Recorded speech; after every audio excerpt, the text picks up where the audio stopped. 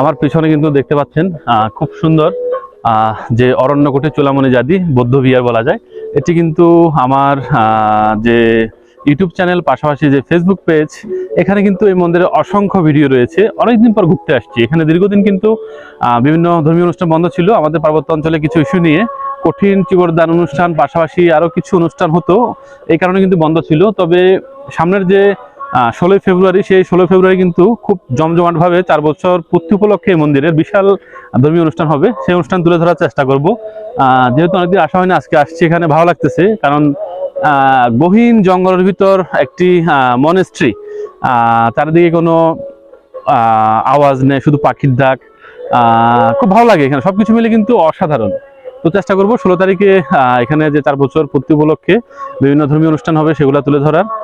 তবে এখানে যে আয়োজন হয়ে থাকে, এর আগের বছর কিন্তু বলা যায় থাইল্যান্ড থেকে কিন্তু বৌদ্ধ ধর্মের যে অনেক ধর্মগুরু আছে, তারা এসে এখানে বিভিন্ন নিয়ম কানুন মেনে খুব সুন্দর, যা দেখার মতো সেই সুন্দর ধর্মীয় নিয়ম মেনে কিন্তু যে অনুষ্ঠানগুলো পালন করা হয়, এগুলো কিন্তু বাংলাদেশে আমার মনে হয় প্রথম কোথাও এরকম অনুষ্ঠান হয়েছে। আমার ইউটিউব চ্যানেলে অনেকে দেখেছে। আর পাশাপাশি এখানে যে ধর্মগুরু আছেন, উনিও কিন্তু আমার একজন শুভাকাঙ্ক্ষী, কারণ এখানে অনেক কন্টেন্ট রয়েছে মন্দিরের।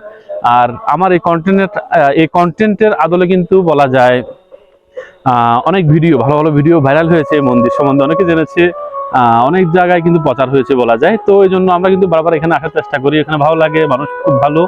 মন্দিরের যে একটা স্থান, চারিদিকে পাহাড় পর্বত গাছপালা সবকিছু মিলে অসাধারণ। তবে 16 তারিখের জন্য রেডি থাকুন। 16 তারিখে কিন্তু খুব সুন্দর সুন্দর অনুষ্ঠান হবে। 16 তারিখে চেষ্টা করব এখানে টোটালি যে অনুষ্ঠান, সেই অনুষ্ঠান কভার করার জন্য। আর অবশ্যই যারা রামগড় আসবেন তারা অরণ্যকুঠিতে আসবেন। চূড়ামণি জাদি রামগড় থেকে প্রায় 5-6 কিলোমিটার দূরে। এখানে আসলে কিন্তু আপনাদের ভালো লাগবে। আর যারা টুরিস্ট রামগড়ে ঘুরতে আসে, তারা কিন্তু এই মন্দিরে আসে, কিন্তু এখানে দেখতে আসে। এখানে কিন্তু খাওয়া দাওয়ার কিন্তু বিশাল আয়োজন চলছে। দেখেন, যেহেতু অনেকদিন পর এখানে যে প্রধান ধর্মগুরু বানতে উনি আসছে, সে দূর থেকে, উনি কিন্তু গাড়িতে চড়ে না। উনি তো গাড়িতে চড়ে না, হাঁটি আসে, উনি গাড়িতে চড়ে না। তো দূর দূরান্তে উনি ধর্ম প্রচারের জন্য বেরিয়ে গেছে। আজকে আসতেছে অনেকদিন পর। যেহেতু 16 তারিখ এখানে 4 বছর পূর্তি হবে, এই জন্য কিন্তু রান্না বান্নার আয়োজন চলছে। আনন্দমুখর বলা যায়, সুন্দর লাগে। আমরা অপেক্ষা করবো দেখি ওনাকে দেখি কিনা। উনি প্রায় 6-7 কিলোমিটার দূরে আছে, উনি হেঁটে হেঁটে আসতেছে ওনার ভক্তদের নিয়ে। তো এখানে নিরামিষ রান্না বান্না চলতেছে আর কি। আজকে কিন্তু আমার সফর সঙ্গী বলা যায় জনি। আমরা শহর থেকে পাহাড় থেকে বিভিন্ন গ্রাম প্রত্যন্ত অঞ্চলে ঘুরে বেড়াই। জনি মাঝে মধ্যে থাকে, নিশান থাকে। নিশান আজকে ব্যস্ত, বিশেষ করে নিশান জনি এরা আমার সাথে থাকে। ভালো লাগে ঘুরতে। তারাও কিন্তু ভ্রমণ প্রেমী। আজকে অরণ্যকুঠিতে আসার কারণ হচ্ছে যে তাদের যে ধর্মগুরু উনি আসতেছে হেঁটে হেঁটে। উনি কিন্তু, আমাদেরকে বলে রাখি, অনেকেই মনে করে ওনার কাছে কিছু অলৌকিক শক্তি আছে। উনি টোটালি ঘরে থাকে না, আকাশের নিচে থাকে, কোথাও গেলে হেঁটে হেঁটে যায়, গাড়িতে চড়ে না।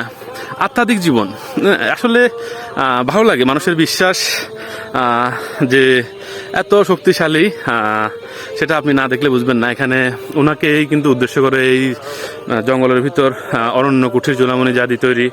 আর সেই মন্দিরকে নিয়ে হাজার হাজার ভক্তের সমাগম হয়।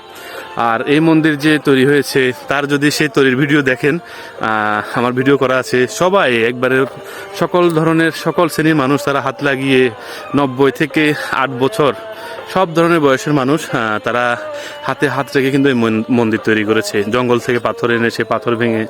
তো খুব খুব বেশি বেশি ভিডিও হতো। এর আগের বছর আমার পেজ থেকে এই মন্দির নিয়ে অনেক ভিডিও দিয়েছি। তাদের বিভিন্ন সুন্দর সুন্দর দৃশ্য, মন্দিরের বিভিন্ন সংস্কৃতি, ধর্মীয় অনুষ্ঠান, ধর্মীয় আলোচনা, ধর্মপ্রচার, অনেক কিছু শেয়ার করেছি। দীর্ঘদিন বন্ধ ছিল, আজকে অনেকদিন পর আসলাম।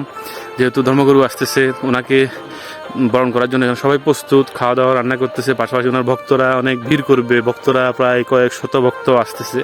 যদি সন্ধ্যা হয় তাহলে তো হয়তো চলে যেতে হবে। দেখি এর আগে যদি আসে সেই মুহূর্ত তুলে ধরবো। ভালো লাগতেছে। সব জায়গায় ঘুরতে হবে, সব সংস্কৃতি, সব সুন্দর দৃশ্য তুলে ধরতে হবে। এই জন্য কিন্তু আমরা ঘুরে ফেরাই, কিন্তু বিভিন্ন দৃশ্য তুলে ধরি। যাই হোক, ভালো থাকুন, দেখি উনি আসে কিনা।